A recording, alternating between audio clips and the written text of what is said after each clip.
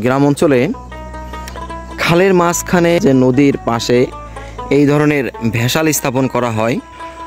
তো আসলে এই ভেসালটা মানে গ্রাম অঞ্চলের মানুষের স্থায়ীভাবে মাছ ধরার একটা অংশ, যেইখানে আপনার যখন পানি থাকে, এখন পানি কম, তারপরও পানি যখন থাকে তখন এই ভেসালটার জালের অংশটা পানির ভিতরে ডুবিয়ে রাখা হয়। তো যখন কিছুক্ষণ পরে এই ভেসালের ঠিক ভেসালের যেই এই সাইডটাই আপনার মানুষ থাকে, সে যখন তার শরীরের ওজনটা দেয় তখন এই ভেসালের জালের অংশটা উপর দিকে উঠে আসে। তো উঠে আসার পরে দেখা যাচ্ছে যে ওই অংশটা, এই বিশাল অংশটুকু জালের যে অবস্থান, সেইখানে যেই পরিমাণ মাছ থাকে এই মাছগুলো এই জালে আটকা পড়ে।